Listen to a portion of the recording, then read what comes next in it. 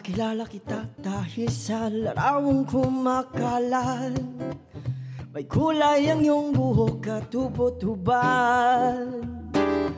Tinignan ko ang profile mo, tinignan ko kung totoo ang mga bagay na sinisiwalat nila tungkol sa'yo.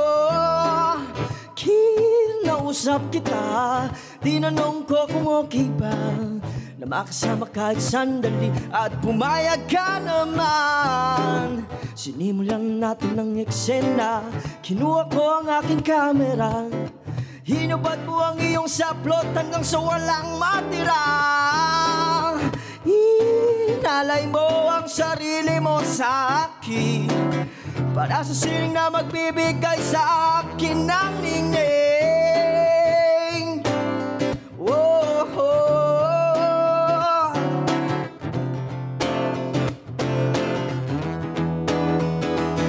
Oh, eba, inuhubaran ka na nila. Oh, eba, magkano ang iyong halaga? Oh, eba, pinagnanasaan ka nila. Oh, eba, inaangkin ka na nila.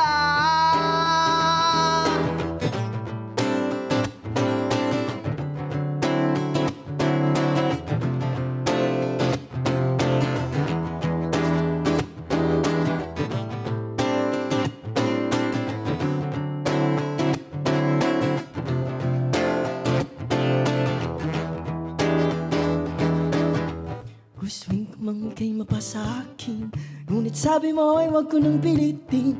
Gustuin ko mang piliin ka't ibigin, ngunit sabi mo hindi ka para sa'kin. Gustuin ko mang ika'y mapasakin, ngunit sabi mo ay wag ko nang pilitin. Gustuin ko mang piliin ka't ibigin, ngunit sabi mo hindi ka para sa'kin.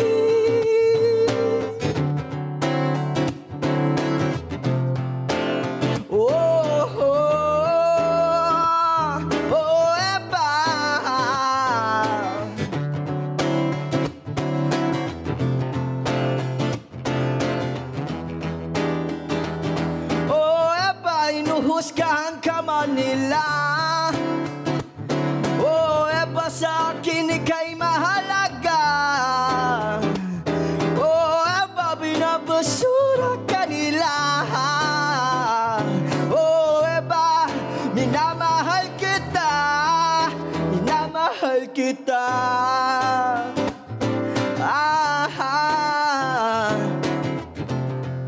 Minamahal kita.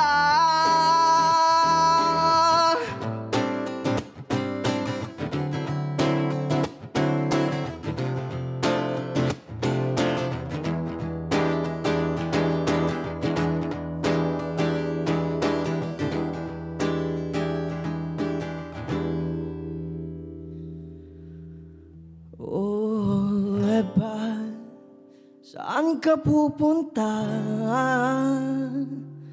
Oh, eba, saan ka na kaya?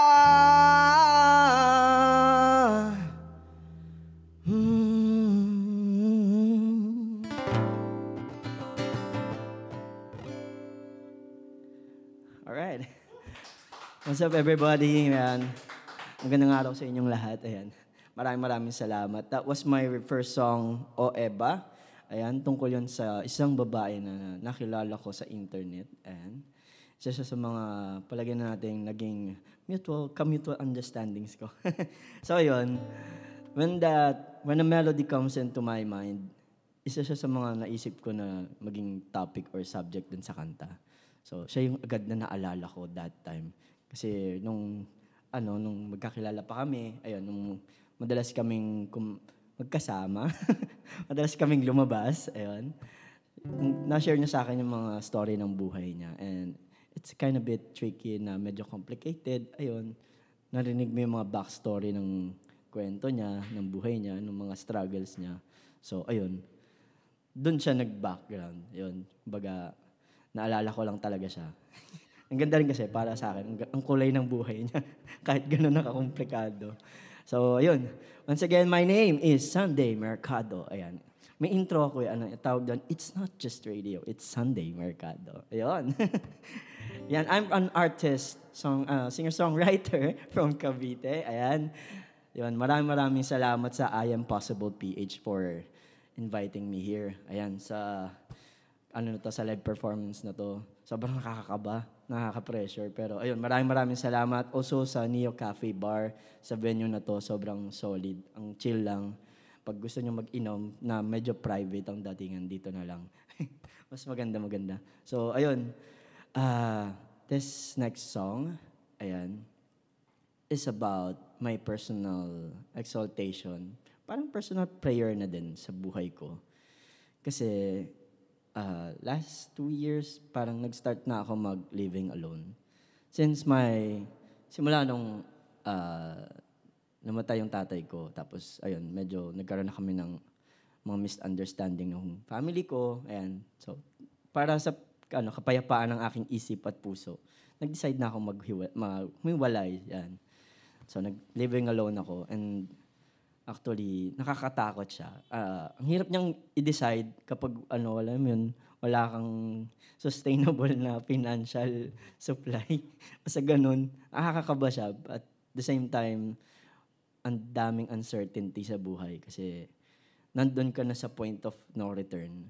Hindi ka na pwedeng bumalik doon sa pamilya mo. Hindi ka na pwedeng may chance ka na bumagsak at mawala ka doon sa lane na gusto mong tahakin.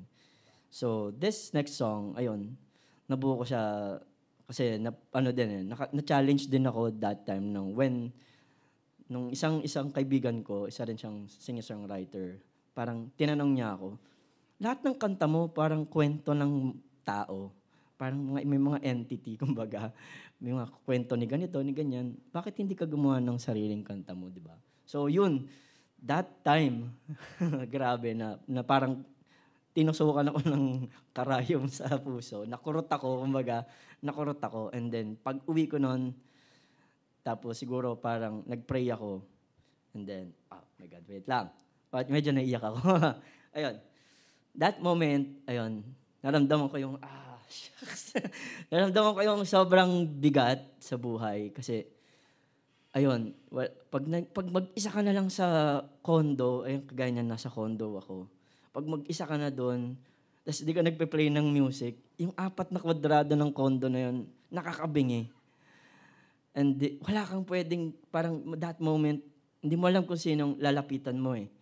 Hindi mo alam kung kanino ka magtatap ng ng nararamdaman mo, kung sino i-message mo, kasi sobrang uncertain nga. So, that time nag-pray ako. Tapos sabi ko sana, nag-pray ako kay Lord na, ayun, maalis sa akin yung burden na yun. Na, ano kayang gagawin ko para makagawa din ako ng sarili kong, yung kwento ko, kumbaga.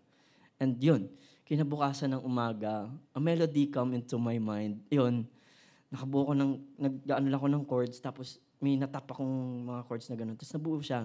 Sabi ko, sige, re-record ko na to. Tapos habang piniplay ko, unti-unting dumadating yung kanta, yung lyrics, yung words, tapos sinusulat ko na siya, tinatype ko na rin. And then, nirecord ko agad sa phone. Pagka-record ko sa phone, siguro mga ilang minuto, ilang ulit para malinis. Sinend ko kagad sa tropa na nagre-recording. Tapos sabi niya, ang ganda nito bro, let's do this. And then, ayun, isang araw lang din siya ginawa, tapos siguro mga ilang days or isang araw lang din halos, ni-record namin, trinabaho namin magdamag. And ayun, by the grace of God, ayan, i-release ko na siya sa March 1 under TuneCore. Alam mo, nakakatuwa lang dati, parang nagko-cover lang kasi ako ng kanta. So, yun.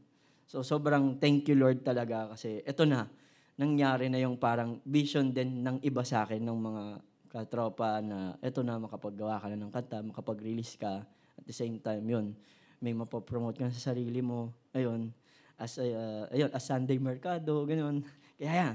So, March 1, ayan, ilalabas na siya sa Spotify and other streaming platforms. So, this next song is entitled Para sa Akin. Ayan. And I hope you guys like this one. Yan.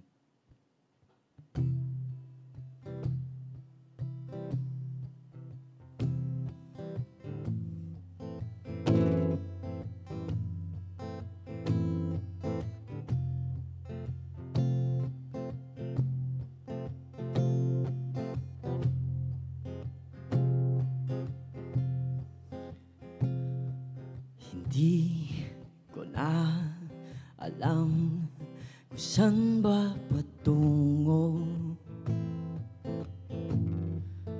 ang aking buhay. Mayroon bang saysay? Saan pa ba ako lulugar? Mayroon bang para sa akin na katadhana pang ibigay? Pero ayoko na, sana hindi ko na kaya. Ako ay susuko na. Mayroon bang pag-asa para sa akin? Ano pa ba ang gagawin para sa akin? Iyong sabihin para sa akin. Ano pa ba ang gagawin para sa akin? Aking susundin. Ako'y nakatali, hindi makatakas sa dagat.